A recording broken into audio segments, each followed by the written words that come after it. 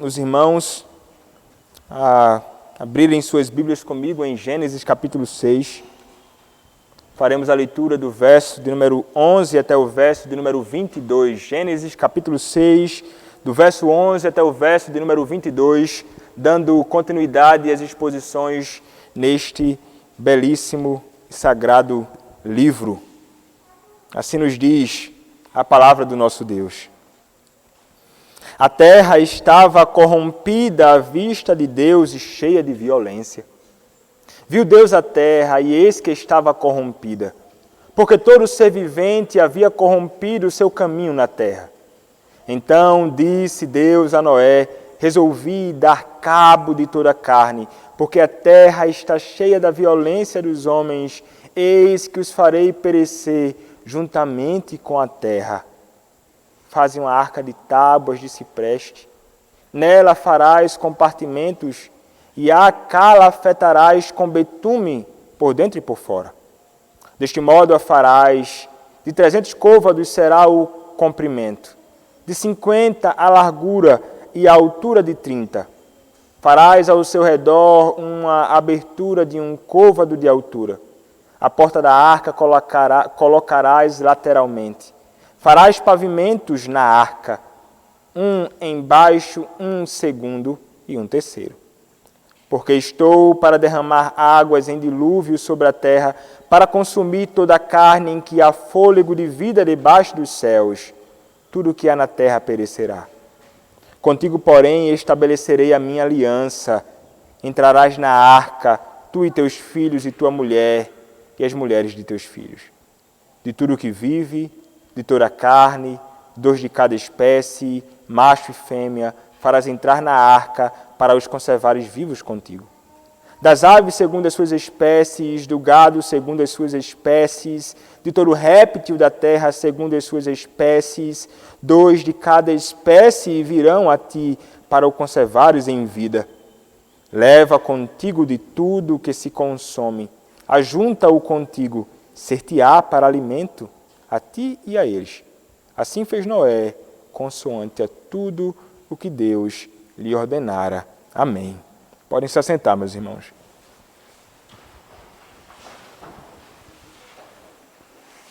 Oremos mais uma vez a nosso Deus. Nosso Senhor, nosso Deus, quando a Tua palavra é aberta no Teu culto, Pai, ela é aberta para a leitura, ela é aberta em tantas ocasiões, mas há um momento que é todo especial, singular,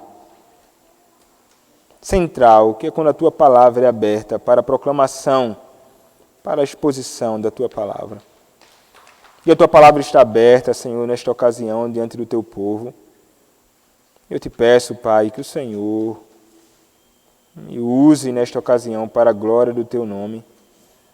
Que o Senhor, apesar das minhas dificuldades, apesar das minhas limitações, que o Senhor me use com graça, mas com intrepidez e ousadia na proclamação da Tua palavra, sem temer a nada nem a ninguém, sem temer a homens, mas ao Senhor somente. Usa-me, Senhor, para a glória do Teu santo nome. E que aqueles, Senhor, que aqui estão, possam atentar para a pregação da Tua palavra, possam ouvir com atenção. E fala, Senhor, com o Teu povo, através da Tua palavra, através deste texto do Antigo Testamento. Mais uma vez eu te peço, Senhor, usa-me para a glória do Teu nome. É o que eu te peço, ó Deus, em nome do Senhor Jesus Cristo, o Teu bendito Filho. Amém. Meus irmãos, nós vivemos dias que realmente são dias muito difíceis. Parece que cada dia que se passa, nós percebemos e olhamos para o mundo e então pensamos, onde isso vai parar? Onde este mundo vai parar? São tantos os problemas, são tantas as corrupções, é tanta a malignidade, é tão grande a maldade neste mundo que nós perguntamos onde isso vai parar. Talvez você já tenha feito essa pergunta para você mesmo. E, meus irmãos, quando nós olhamos para a realidade que nós estamos inseridos no nosso contexto, no mundo e no Brasil ou no Pará, e nós olhamos para o texto tão antigo como o que nós acabamos de ler, inspirado pelo próprio Deus, tendo como Moisés o seu instrumento, nós olhamos para a condição daquele povo naquele período e olhamos para nós e pensamos, estamos semelhantes a eles. A maldade no mundo tem se avançado, cada dia mais perversidade, cada dia mais coisas assombrosas são reveladas diante de nossos olhos, que nos leva a perguntar como o homem é capaz de fazer tais coisas. E nós então identificamos a maldade hoje como naquele período. O que o Senhor fará então? Então nós olhamos, meus irmãos, que o Senhor naquele período voltou-se com juízo para o mundo. O juízo de Deus caiu sobre toda a carne, então nós olhamos para a condição do mundo hoje. E o que nós esperamos?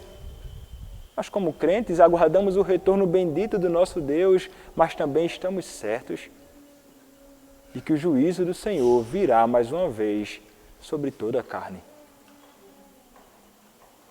E o Senhor, meus irmãos, Ele anuncia isto. Assim como o Senhor anunciou naquele tempo, no período de Noé, que o juízo do Senhor viria. O Senhor, hoje, através dos seus ministros, anuncia diante de todos os homens neste mundo, o juízo do Senhor virá mais uma vez, e é certo, tão certo quanto o juízo que veio nos dias de Noé. Por que razão, meus irmãos? Porque a maldade do homem, ela tem se espalhado por todo o mundo e o Senhor vê a maldade do homem. O Senhor viu a maldade do homem. Na exposição anterior, meus irmãos, que tive a oportunidade de fazer, nós vimos que a depravação do homem, ela estava cada vez mais terrível. Era mal todo o desígnio do coração dos homens. E a palavra do Senhor então nos revela a realidade de que todo homem ele é depravado. E como mencionei, não é que o homem ele é tão mau quanto poderia ser, mas o homem é mau e em todos os sentidos. Todos os desígnios do coração dos homens só eram inclinados para o pecado, para a perversidade. Estava assim, meus irmãos, a condição do homem. E nós vimos que mesmo estando um povo, toda uma nação, todo um mundo enfiado em pecado, em corrupção, em perversidade, o Senhor tinha no meio destes homens e mulheres alguém que era justo e íntegro e que andava com Deus. Este homem é Noé. Noé, homem justo e íntegro, que tinha um amor por Deus e vivia em amor e em temor, em obediência diante do seu Deus. O texto nos mostra essa realidade, nos mostra o fato de que Moisés ele foi alvo da graça de Deus. O Senhor o agraciou. Ele foi redimido por Deus. E andava como um verdadeiro redimido por Deus. Mas a terra estava corrompida à vista de Deus e cheia de violência, como nos diz o versículo de número 11. E então o versículo de número 12 nos diz: viu Deus a terra, e eis que estava corrompida, porque todo ser vivente havia corrompido o caminho na terra. Meus irmãos, esta sessão começa com a triste declaração do estado miserável de toda uma sociedade. A terra estava corrompida porque a criação de Deus estava corrompendo todas as coisas. Os homens em particular, aqueles que foram criados à imagem de Deus, estavam vivendo de um modo totalmente estranho. E não pensemos, meus irmãos, que a corrupção aqui é simplesmente no sentido de tirar algo de alguém ou alguém que age maliciosamente pervertendo as coisas, mas a malignidade no coração do homem estava e se revelava em todos os atos em que eles estavam envolvidos. Enquanto Deus abençoa a família humana com o poder da procriação para encher a terra, esses criminosos encheram a terra procriando a violência, dando luz à violência e à perversidade. Meus irmãos, a corrupção, maldade e violência estava sendo revelada nos homens. E não pensemos que eram nos animais, não, mas em todo ser vivente, mas nos homens em particular. Estes são seres racionais e morais. Os animais são seres irracionais e sem moralidade. Meus irmãos, o estado era terrível. Corrupção moral, corrupção espiritual. Vejam só que estado terrível. Depois de tão pouco tempo, no princípio de todas as coisas, esses homens também, meus irmãos, eram violentos. Violentos demais. Violentos como Caim, que matou Abel. Violentos como Lameque, homem perverso. Essas pessoas nesse período, meus irmãos, revelam de que linhagem eles são, de que família eles são. Eles são semente da serpente, não semente da mulher. Eles revelam atos e práticas próprios daqueles que são filhos de Satanás. Meus irmãos, a terra já não era mais a manifestação do bom reino de Deus. Como vimos, quando o Senhor faz aquela declaração e viu Deus que tudo era muito bom. O que é que o Senhor contempla aqui? O Senhor contempla a terra e vê que há maldade, violência e corrupção. Vejam que contraste terrível. Eu repito, em tão curto tempo. Meus irmãos, foi o próprio Senhor que constatou isso. Foi o próprio Senhor quem chegou a esta conclusão inegável. Meus irmãos, a vida que estava sendo vivida naquele período é realmente a vida daqueles que não conhecem a Deus. A vida daqueles que não conhecem a Deus é tão terrível, a ponto de se manifestar de modos tão perversos. E, meus irmãos, não é diferente do nosso período hoje, como mencionei no princípio, no início desta exposição. Assim como eram perversos os homens naquele período, homens que não conheciam a Deus, são perversos os homens nos dias em que vivemos, homens que também não conhecem a Deus. Homens e mulheres que não temem ao Senhor. O que esperar dessas pessoas? O que esperar dessas pessoas se não maldade mesmo? E quando um ato bom é feito, o que é isso senão graça do Senhor? O que é isso senão graça do Senhor? Mas o desígnio dos corações dos homens nos dias de hoje, tal qual o povo no dia de Noé, é terrível. Não estava terrível, meus irmãos, à vista dos homens, porque os homens jamais considerariam aquilo ali como algo terrível, como algo abominável. Somente Deus é que poderia chegar a esta conclusão. Violência grande, semelhante também aos nossos dias. Basta você pegar um jornal para ler, basta você ligar a televisão e ver, basta você ligar no rádio e tentar escutar algum tipo de informação, você ouvirá com frequência sangue, sangue, sangue, pessoas mortas, perversidade, pai matando um filho, filho matando pai, esposa matando esposa, perversidades as mais terríveis. A maldade e a violência tomou conta, meus irmãos, de todo mundo. E Deus identifica isto naquele período. Deus identifica isto hoje também. Não há maldade, não há corrupção, não há violência que passe despercebida diante dos olhos do Deus que a tudo contempla. Mas, meus irmãos, o povo hoje é semelhante ao povo no período de Noé. É um povo que, como mencionei, certamente não dirá: há em nós corrupção e maldade. A humanidade pensa que não é corrupta. A humanidade pensa que é boazinha. É isso que os homens imaginam acerca deles mesmos. Não, eu não sou tão ruim assim. Eu não faço tão mal assim. Eu não sou tão perverso assim. Eu não sou como os homens no período de Noé. Mas fato é, meus irmãos, por mais que os homens tentem negar esta realidade, aquele que declara com clareza o estado e a condição do homem é o próprio Deus. Nada melhor que o próprio Deus para dar o diagnóstico.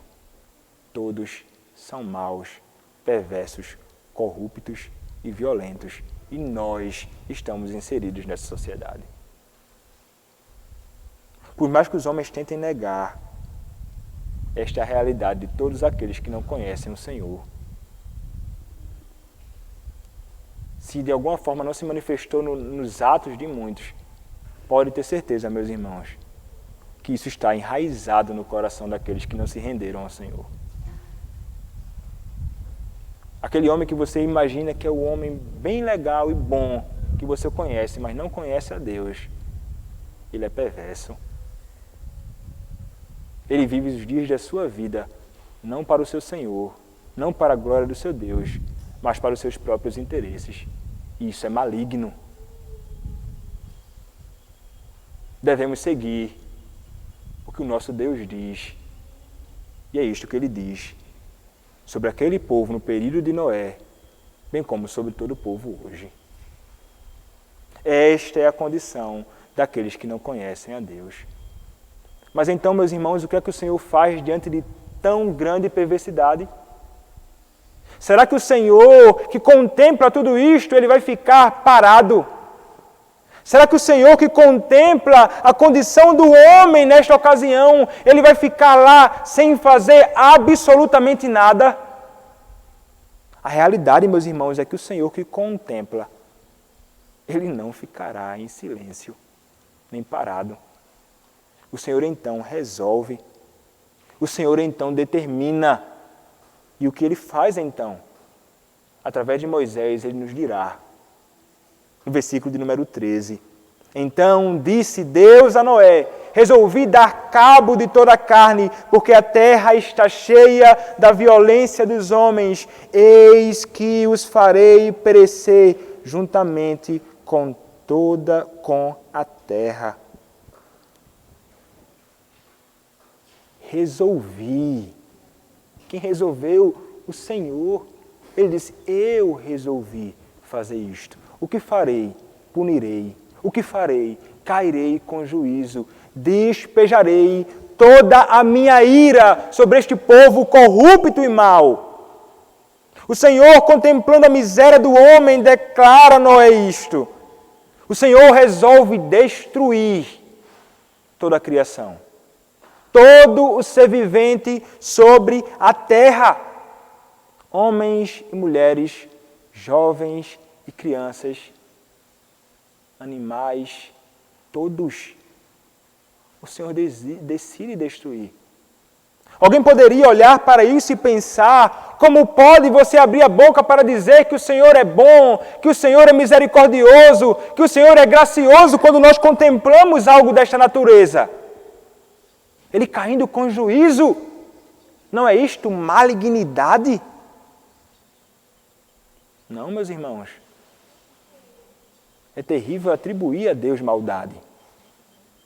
É terrível atribuir a Deus malignidade. É terrível atribuir a Deus aquilo que é contrário à sua própria natureza.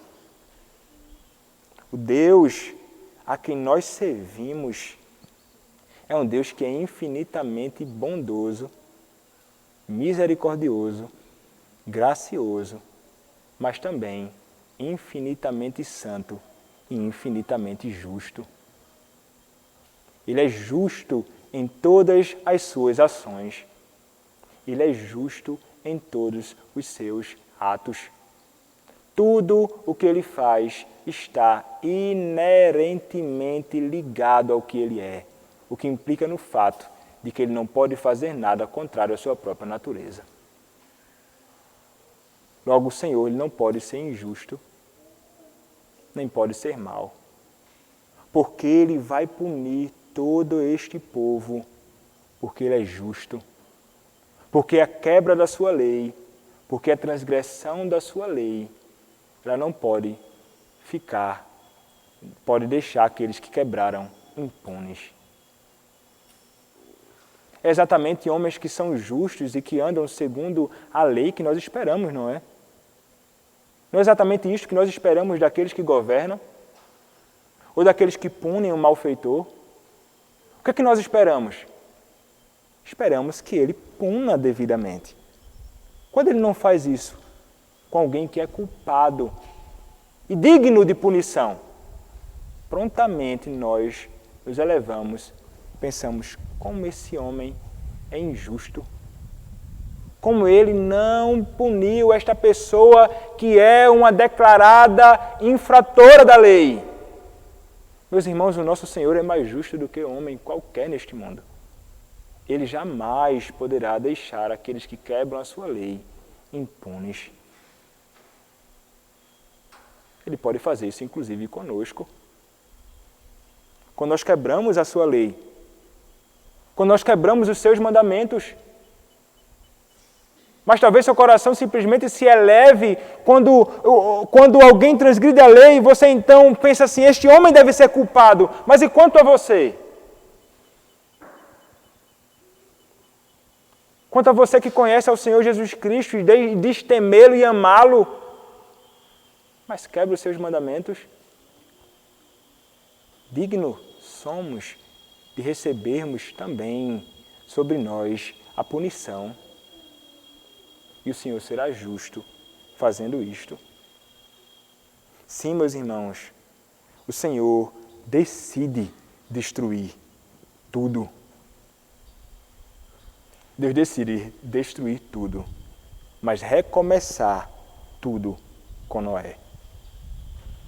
É interessante observarmos isto, meus irmãos, porque por mais que o Senhor deixe claro, explicitamente declarada a realidade de que Ele punirá toda a carne sobre a terra, o Senhor vai revelar orientações para Moisés sobre o modo em que Moisés e sua família poderão ser libertos do juízo. O juízo, a santidade e a justiça de Deus são revelados, mas também a sua bondade é expressa. É exatamente isso que nós encontramos a partir do versículo de número 14, quando a palavra nos diz: faze uma arca de tábuas de cipreste, nela farás compartimentos e a calafetarás com betume por dentro e por fora. Meus irmãos, agora o Senhor começa a apresentar a Noé como deve ser feita aquilo que Ele providenciará para a libertação de Noé e sua família. O meio através do qual eles serão salvos do juízo de Deus. Como diz Frank Schaeffer, o projeto da arca não foi feito por Noé. Ele não era engenheiro naval. Pelo contrário, o projeto da arca derivava do próprio Deus. Foi uma revelação específica e proposicional que fez o projeto com detalhes. Em outro grande momento, quando o tabernáculo seria construído, Deus também forneceu os projetos e dimensões específicas de tudo envolvido. É interessante, o Senhor então ele vai determinar cada detalhe todos os detalhes sobre absolutamente todas as coisas relacionadas à arca, como ele determinou em tudo aquilo que ele chamou os homens para fazer relacionado ao tabernáculo. O Senhor não deixa Noé fazer, projetar aquele meio que ele seria liberto do juízo, segundo a sua própria imaginação. O Senhor, ele determina tudo. Então ele diz a Noé, como você fará? Noé talvez poderia perguntar, e ele então vai dizer, deste modo a farás, versos 15 e 16. De 300 côvados será o comprimento, de 50 a largura, e a altura de 30. Farás ao seu redor uma abertura de um côvado de altura. A porta da arca colocarás lateralmente. Farás pavimentos na arca, um embaixo, um segundo e um terceiro. Então, meus irmãos, é dito anteriormente no texto, no versículo anterior, que o Senhor então falou que deveria ser colocado betume, tábuas de cipreste, nela farás compartimento e calafetarás com betume por dentro e por fora. Então, tábuas fortes que seriam próprias e apropriadas para a construção, para que a arca então ela pudesse ser sustentada e pudesse ser firme para aguentar qualquer tipo de coisa contrária à arca.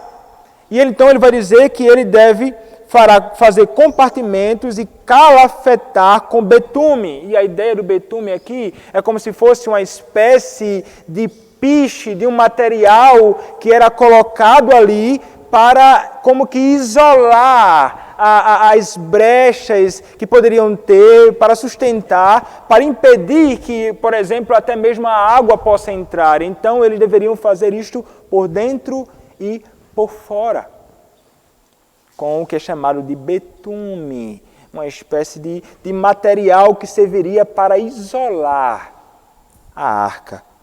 E ainda mais ele vai dizer, ele vai falar sobre as dimensões, ele vai detalhar até isto. Nestes 2 versos encontramos a descrição dela. E ele vai falar então sobre o comprimento da arca. E encontramos aqui 300 côvados. Isso, meus irmãos, corresponde a aproximadamente 140 metros de comprimento. Essa seria aproximadamente a extensão da arca que foi construída. Enorme era a arca.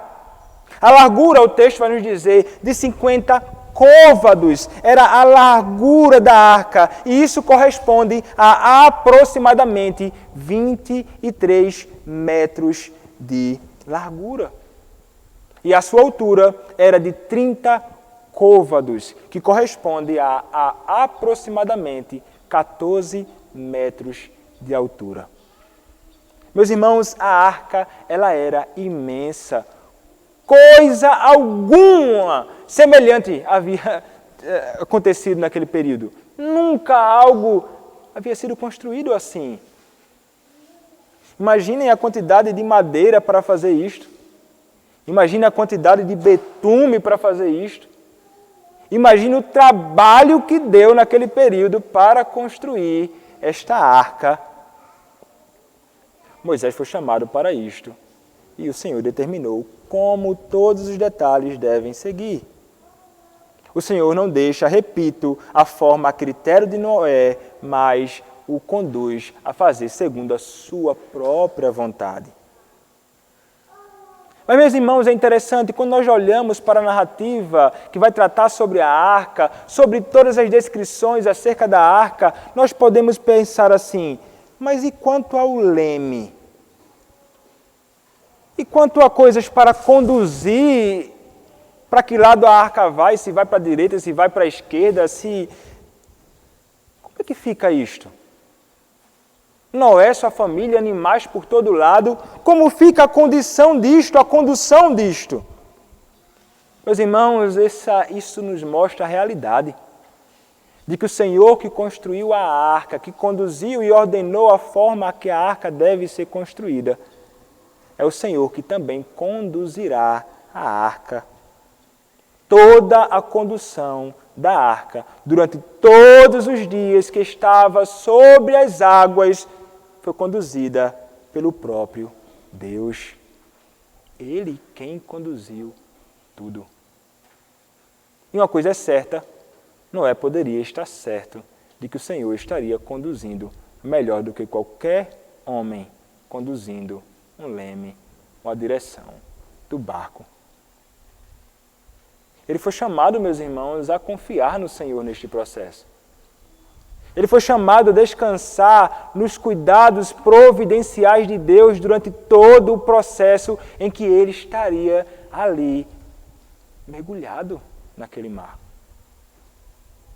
É o Senhor, meus irmãos, quem direciona e faz absolutamente tudo.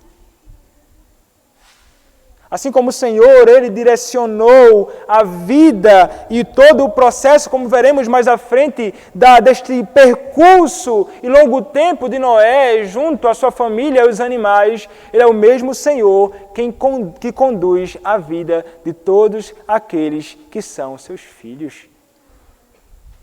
De um modo, meus irmãos, todo especial, se nos dá a menor razão para desconfiarmos do seu cuidado, se nos dá a menor razão para desconfiarmos da direção em que Ele nos conduzirá, podemos estar certos, meus irmãos, que o Senhor cuida da nossa vida melhor do que nós mesmos podemos cuidar. Não há ninguém que sabe conduzir as nossas vidas melhor do que o nosso Deus, e neste Deus Noé poderia confiar. O barco estava nas mãos do Senhor. E foi Ele quem conduziu tudo. E então o Senhor fala sobre esta arca. E então Moisés poderia pensar assim: o Senhor está construindo essa arca, mas o que virá, Senhor? Algo semelhante a isto eu nunca vi. Coisa desta natureza eu nunca construí. Olha, algum contemplou isto, mas sim, Senhor, o que virá? Por que isto desta forma? O Senhor então apresentará a razão. Verso de número 17 nos diz: porque estou para derramar águas em dilúvio sobre a terra, para consumir toda a carne em que há fôlego de vida debaixo dos céus. Tudo o que há na terra perecerá. Então, meus irmãos, aqui no versículo de número 17, nos é apresentado como a destruição virá. Águas, juízo, águas cairão impetuosamente sobre todos os seres viventes, homens e animais. É isto que ele declara. Sobretudo, destruindo plantas e todos os seres vivos que você pode imaginar. Ele vai dizer águas. Moisés e Noé podem ter pensado: dilúvio? O que é isso? Isso nunca havia acontecido, meus irmãos. Imaginem talvez o desespero deste homem naquela ocasião, dilúvio, águas destruindo tudo. Assim como uma arca semelhante à que ele construirá, nunca foi vista naquele período coisa semelhante como esta. Também não. E uma coisa que nós devemos identificar no texto é que o próprio Deus é quem vai trazer isso. É o Senhor quem diz: eu, como que dizendo, eu mesmo trarei juízo sobre toda a carne. O texto não tenta esconder a ação de Deus de juízo. É o Senhor quem preside, meus irmãos, os dilúvios. Não nos diz a palavra isso? O Salmo de número 29, verso de número 10, nos diz isto. Nos diz assim a palavra: o Senhor preside aos dilúvios, como rei, o Senhor presidirá para sempre. Quem é que preside os dilúvios? Quem é que conduz tudo isto? É o próprio Senhor. A Escritura não tenta esconder esta realidade. É Ele quem cai com juízo sobre todo homem. E o juízo, para o espanto de muitos, o dilúvio, para o espanto de muitos, não foi simplesmente sobre uma região. Mas o que podemos identificar, meus irmãos, à luz do texto, nos parece indicar que o dilúvio foi universal. O dilúvio caiu sobre toda a terra. O dilúvio caiu sobre toda a carne. O Deus, meus irmãos, que Moisés está querendo mostrar aos israelitas, a quem ele escreveu primariamente o livro de Gênesis, é mostrar a realidade de que o Deus que nós servimos é distinto dos deuses de outras nações. É um Deus que não deixará impune aqueles que transgrediram a sua lei.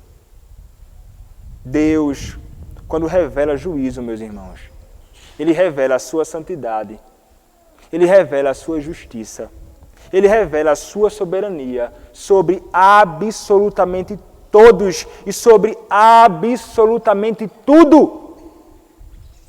Porque, como mencionei, meus irmãos, o nosso Deus, Ele é infinitamente justo.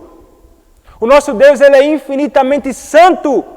E o nosso Deus, Ele é soberano. Ele faz o que Ele quer com todas as criaturas a quem Ele deu vida. Ele, como aquele que doou a vida, é aquele que tem toda a autoridade, poder, liberdade soberana para tirar vida. Ainda que os homens olhem e perguntem assim, como Ele pode fazer isso? Alguém poderia perguntar e pensar, mas não poderia ter sido diferente? Mas, meus irmãos, nós não devemos pensar assim. O Senhor sabe o que faz, nós não sabemos o que falamos. O Senhor sabe o que faz. Os homens perversos que tentam acusar Deus não sabem o que falam. O Senhor não poderia deixar de fazer o que fez. O anúncio foi dado. O Deus que fala é verdadeiro. Isso acontecerá, ou melhor, aconteceu. A palavra nos mostra isto. A palavra nos revela isto. Ira a mais terrível caindo sobre o homem. Isto foi o que aconteceu naquele período. Mas mesmo, meus irmãos, o Senhor revelando este juízo terrível sobre todo o mundo, o Senhor revela, mais uma vez, que Ele é um Deus cheio de graça, como nos revela o versículo de número 18. O Senhor faz uma aliança, manifestando assim a sua misericórdia. O verso de número 18 nos diz: contigo, porém, estabelecerei a minha aliança, entrarás na arca, tu e teus filhos, e tua mulher, e as mulheres de teus filhos. Que contraste, meus irmãos! E que manifestação abundante de bondade do Senhor! O juízo de Deus chegou! O juízo de Deus chegou, mas não sobre todos. O juízo de Deus cairia, mas alguns seriam libertos disto. O juízo não vem sobre aqueles que estão, meus irmãos, numa relação pactual com Deus. O juízo não cai sobre aqueles que são os genuínos descendentes da mulher. O Senhor revela este pacto, não um novo pacto, mas o mesmo pacto da graça revelado anteriormente. É um mesmo pacto da graça administrado por outro homem aqui chamado Noé. O mesmo pacto da graça que anuncia e revela Cristo livremente no Evangelho. Este mesmo pacto, meus irmãos, que é revelado aqui, como expus em Gênesis capítulo 3, verso 15. O pacto da graça que oferece aquele que é a semente da mulher, Cristo Jesus, aquele que haveria de padecer na cruz para salvar aqueles que são os seus eleitos. Sim, meus irmãos, a realidade é esta. E nós falaremos mais detalhadamente sobre este pacto posteriormente nas exposições. Mas a realidade é, aqueles que estão num relacionamento pactual com Deus são preservados do juízo. Aqui se trata de uma aliança que preserva Noé, sua família, mas também a criação é interessante. A criação é preservada.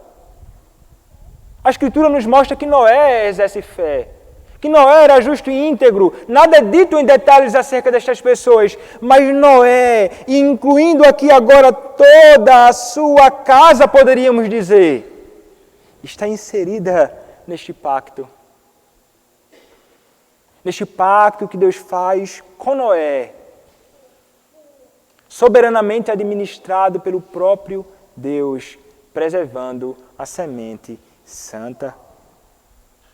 Como escreveu o Palmer Robertson, dentre a massa da humanidade depravada, Deus mostra a graça para com Noé e sua família.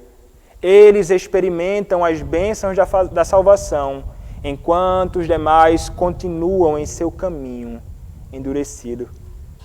Repetidas vezes, Deus indica o seu compromisso de lidar com Noé e toda a sua casa ao colocá-los na arca da salvação. Tu e teus filhos, e tua mulher, e as mulheres de teus filhos, torna-se um tema repetido, característico dessa aliança.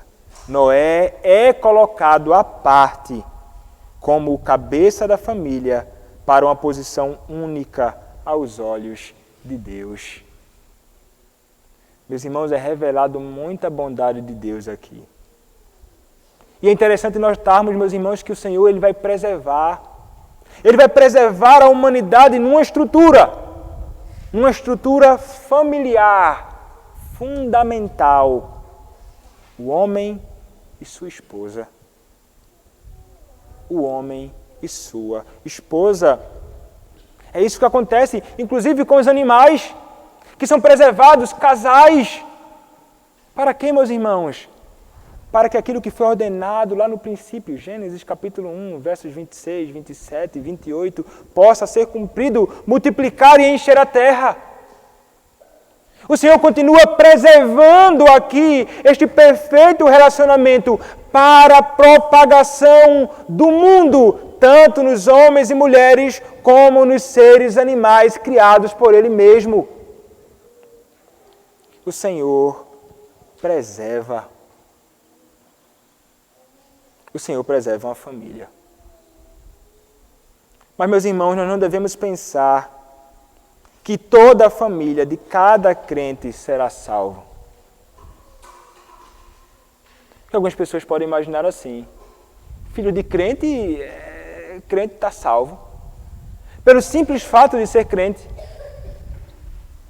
Veremos mais à frente que até mesmo aqueles que foram salvos aqui se revelarão de modo estranho ao próprio Deus. Então, meus irmãos, estejamos certos, nem todos aqueles que são filhos de crentes, de famílias de crentes, serão salvos do juízo.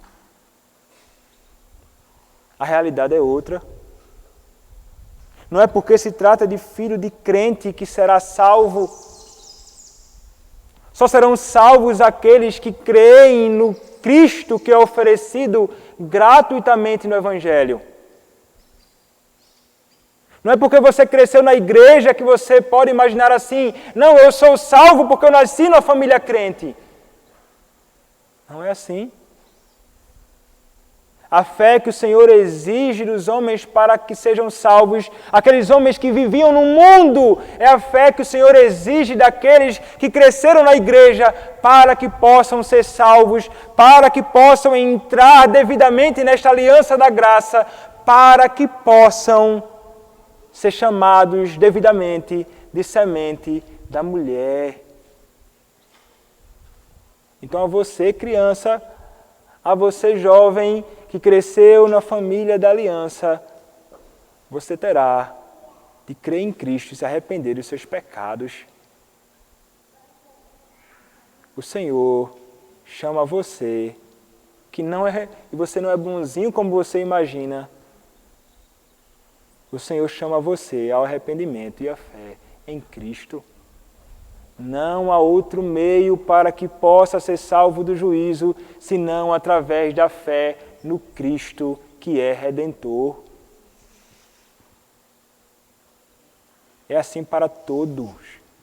É assim para todo aquele que vive neste mundo. Não há outro modo de salvação. Mas aqui na igreja, vocês têm o privilégio de estar ouvindo ordinariamente através do meio ordinário que o Senhor mesmo estabeleceu, através da pregação da palavra, um grande privilégio para aqueles que são filhos do pacto e estão inseridos na igreja, um privilégio para eles. E como é perverso tirar os filhos do culto. E como é mal tirá-los e privá-los de ouvir deste principal meio de graça que é a pregação da palavra. Meio através do qual, repito, Ele ordinariamente salva aqueles que são seus. Creia em Cristo. Creia em Cristo. Deposite sua fé e confiança em Cristo. É somente neste Cristo que é oferecido livremente no Evangelho que você poderá encontrar salvação. Que isto esteja bem claro diante dos seus olhos, fixado na sua mente, e que esta realidade seja guardada no seu coração. O Senhor exige fé e arrependimento. Mas a palavra então, meus irmãos, e o texto continua. O versículo de número 19 e 20 vai nos mostrar algumas verdades. De tudo que vive, de toda a carne, 2 de cada espécie, macho e fêmea, farás entrar na arca para os conservares vivos contigo. Das aves segundo as suas espécies, do gado segundo as suas espécies, de todo réptil da terra segundo as suas espécies, 2 de cada espécie virão a ti para o conservares em vida. Então vemos aqui, meus irmãos, a família de Noé preservada, mas não apenas a família. O Senhor preserva espécies de animais para povoar a terra, como for estabelecido anteriormente. E alguém poderia olhar assim e pensar, mas rapaz, como é que fica essa condição? Todo tipo de animal dentro daquela arca lá, e não havia confusão não, um animal querendo comer o outro, o leão querendo comer a zebra. Como é que fica isso? Mas é interessante que parece, meus irmãos, que naquela ocasião os animais não comiam carne dessa forma. Parece que ingerir carne ou coisa dessa natureza acontece pós-dilúvio. Só vê homem comendo carne, animais, então, fazendo coisas dessa natureza. E se você acha isso estranho, então você poderia pensar no seguinte: o Senhor preservou. O Senhor soberanamente guardou e privou dessas coisas para que então, posteriormente, os animais pudessem procriar e então encher a terra. O Senhor fez isso e o Senhor pode fazer isto. O Senhor não somente colocou homens e mulheres e animais ali, mas o Senhor também estabeleceu um modo através do qual eles poderiam sobreviver ali, porque alguém poderia imaginar, e aí como é que fica a alimentação deles então? E a realidade é, o Senhor vai dizer, leva contigo de tudo que se come, ajunta-o contigo, ser-te-á para alimento a ti e a eles. Então, meus irmãos, o Senhor ainda orienta que eles deveriam ter alimentos para a preservação da vida. Encham os celeiros para que os animais tenham o que comer, bem como para que vocês tenham alimento para sobreviver durante todo o período em que vocês passarão na arca. O Senhor não somente está preocupado com os detalhes da construção do meio de salvação, mas o Senhor também apresentará e concederá a eles instruções para que possam preservar a vida física deles ali. E então o texto conclui no versículo de número 22, dizendo: assim fez Noé consoante a tudo o que Deus lhe ordenara. Meus irmãos, as últimas palavras deste capítulo nos mostram o quanto Noé foi obediente. Segundo o texto, meus irmãos, ele não fez tudo segundo a sua própria vontade, mas obedeceu a tudo o que Deus mandou para ele.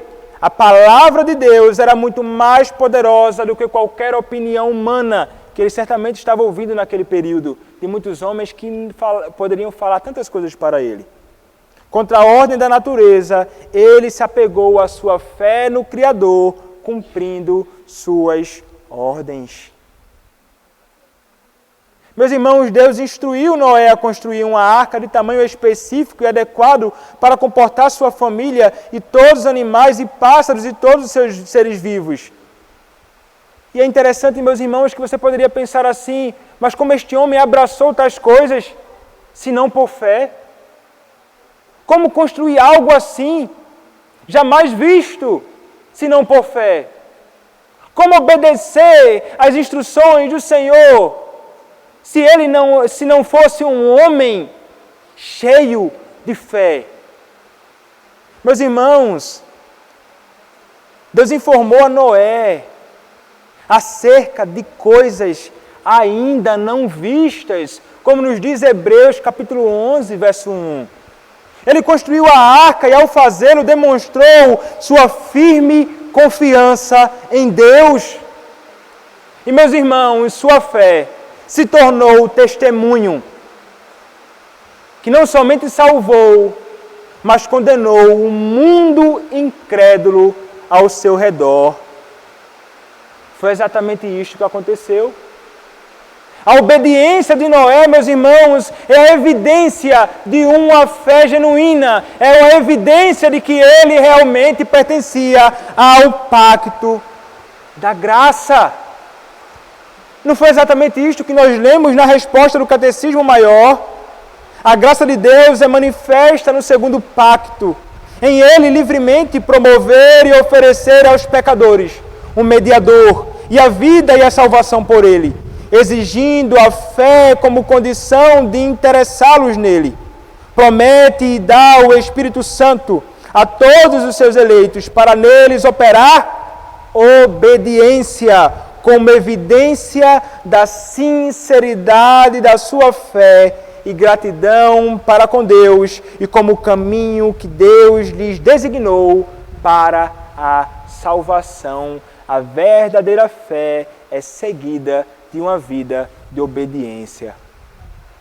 Ele confia no seu Deus e obedece ao seu Deus. E nós que abrimos a boca para falar que fomos salvos por Deus, devemos semelhantemente a Noé andar numa vida de plena obediência ao nosso Senhor. Como você tem caminhado diante do seu Deus? Você tem caminhado em obediência aos seus mandamentos? Você tem caminhado em obediência às suas instruções? Você tem confiado na sua palavra? Ou você tem tentado viver segundo os seus pensamentos e segundo a sua própria imaginação? Meus irmãos, a Escritura nos mostra aqui que aqueles que tentaram e procuraram viver segundo a sua própria imaginação estavam ali aguardando juízo. É juízo que vem sobre aqueles que tentam viver segundo a sua própria imaginação. Mas aqueles que foram alvo da graça do Senhor, aqueles que possuem a verdadeira fé no Senhor, são aqueles que procurarão caminhar segundo todos os mandamentos do Deus que fala na Escritura Sagrada. Como você tem vivido em obediência a Deus ou segundo a sua própria imaginação, segundo os desejos do seu próprio coração?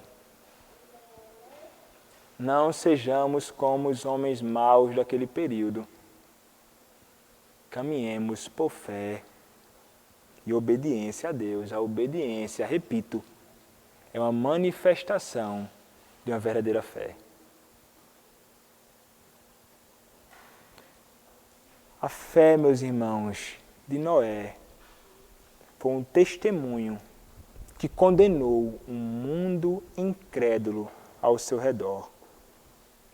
Como escreveu Richard Phillips, a fé possuída por Noé significava a salvação para alguns, a saber, ele mesmo e sua família, e condenação para outros. Na verdade, todo o restante do mundo, que sucumbiu debaixo da ira santa de Deus. Contudo, o resultado direto de sua fé foi a salvação, embora a condenação fosse somente uma consequência indireta. Moisés, ou melhor, Noé, possuía verdadeira fé. É isso que nos diz Hebreus, capítulo 11, verso de número 7. Pela fé, Noé, divinamente instruído acerca de acontecimentos que ainda não se viam, e sendo temente a Deus, aparelhou uma arca para a salvação de sua casa, pela qual condenou o mundo e se tornou herdeiro da justiça que vem da fé. Nos evidenciado aqui, meus irmãos, a realidade de que o homem, ele é salvo quando ele é salvo pela graça mediante a fé. Quando ele é justificado pela graça mediante a fé. Isto desde o Antigo Testamento até os nossos dias. Não há outro meio. A fé como um instrumento para crer naquele Cristo que é o objeto da nossa fé. Isto é o que é exigido de todos aqueles que não conhecem a Cristo. Assim como no caso de Noé. E é justamente somente assim que o homem pode ser liberto do juízo. Assim como o Senhor, meus irmãos, foi com juízo por causa da perversidade da humanidade, naquele período, assim será no dia do Senhor. O dia de Deus virá. O dia de Deus virá quando os céus incendiados serão desfeitos e os elementos abrasados se derreterão, como diz 2 Pedro 3,12. E, meus irmãos, Jesus será aquele que salvará alguns e condenará a outros. Sim, meus irmãos. Como nos diz Mateus, capítulo 24, verso 37, 40 e 41.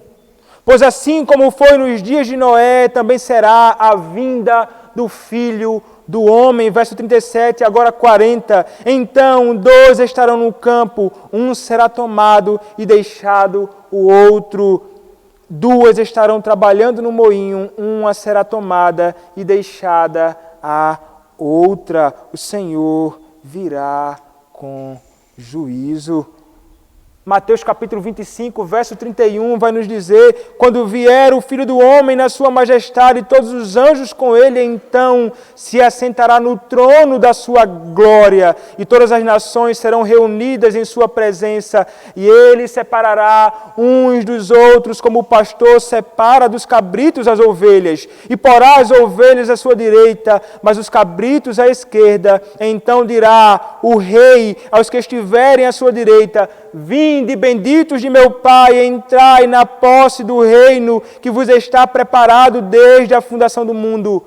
Porque tive fome e me destes de comer, tive sede e me destes de beber, era forasteiro e me hospedastes, estava nu e me vestistes, enfermo e me visitastes, preso e fostes ver-me. Então perguntarão os justos: Senhor, quando foi que vimos com fome e te demos de comer, ou com sede e te demos de beber? E quando te vimos forasteiro e te hospedamos, ou nu e te vestimos? E quando te vimos enfermo ou preso e te fomos visitar? O rei respondendo lhes dirá: em verdade vos afirmo que sempre que o fizestes a um destes meus pequeninos irmãos, a mim o fizestes. Então o rei dirá também aos que estiverem à sua esquerda: apartai-vos de mim, malditos, para o fogo eterno, preparados para o diabo e seus anjos, porque tive fome e não me destes de comer, tive sede e não me destes de beber, sendo forasteiro não me hospedastes, estando nu não me vestistes,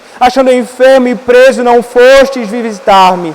E eles lhe perguntarão: Senhor, quando foi que te vimos com fome, com sede, forasteiro, nu, enfermo ou preso, e não te assistimos? Então lhes responderá: em verdade vos digo que sempre que o deixastes a fazer a um destes mais pequeninos, a mim deixastes de fazer, irão estes para o castigo eterno, porém os justos para a vida eterna. O juízo, meus irmãos, não cai sobre aqueles que estão em Cristo. Se você estiver em Cristo, aquele que como a arca nos livra do juízo, você sofrerá as graves punições pelos seus pecados. Como escreveu alguém, Cristo Jesus agora é a nossa arca, grande o suficiente para todo mundo, forte o suficiente para resistir aos choques da vida, às águas da morte que se elevam aos cataclismos do último julgamento. A segurança aqui no Filho de Deus, enviado para ser abrigo para nós, salvação de que tão desesperadamente necessitamos, a nossa arca e passagem segura para o novo mundo que Deus planejou. É dessa arca que sairemos para herdar um novo céu e uma nova terra. Cristo é a arca. Em Cristo nós temos salvação. Noé é um tipo de Cristo. Foi por meio dele que Deus recomeçou o mundo. Mas Cristo é maior que Noé, porque através de Cristo Deus começa tudo novo com o seu povo. Corações limpos e a esperança de uma criação renovada. Somente em Cristo não há libertação do juízo se você não estiver unido a Cristo. Não há libertação do juízo se você não estiver unido a Cristo.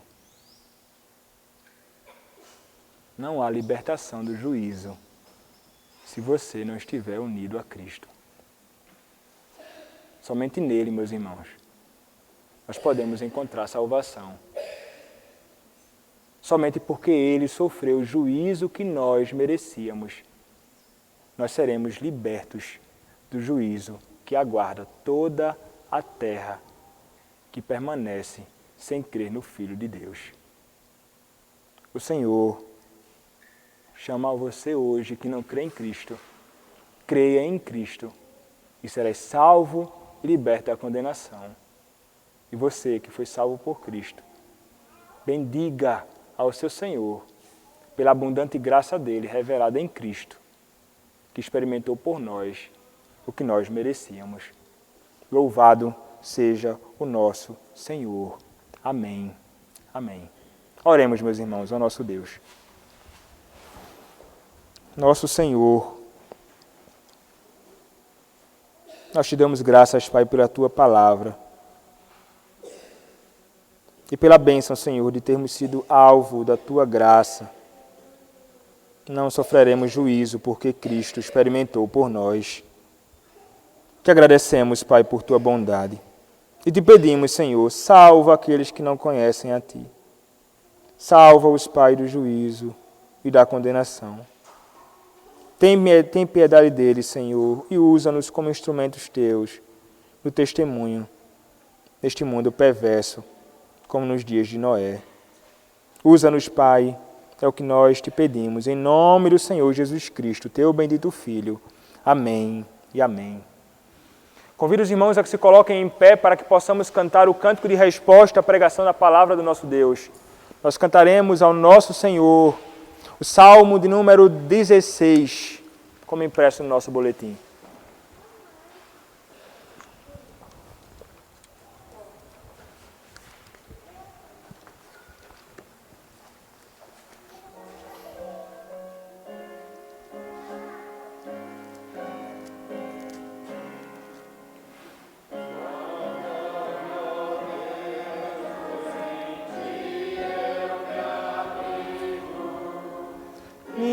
Alma diz que Tu és meu Senhor, além de Ti outro bem eu não tenho, e nos Teus santos santos está meu prazer. Há muitas punições, penalidades mil, pra quem por deuses trocar o Senhor. Jamais darei sacrifício a tais deuses, a quem meus lábios não pronunciarão. És minha taça, Senhor, minha herança, da minha sorte o arrimo tu és. Tenho as divisas em áreas amenas, minha herança é formosa e sem par. Bendigo meu Senhor, que a mim conselhos traz, e à noite o coração vem me ensinar. Tenho, Senhor, sempre a minha presença, Ele à direita, abalado não sou. Meu coração bem alegre exulta, meu corpo a salvo repouso terá. Minha alma não deixarás no abismo, nem o teu santo provar corrupção. Tu me farás saber por onde devo andar, sim, o caminho da vida enxergar. Há pleno gozo na tua presença, na tua destra delícias sem fim.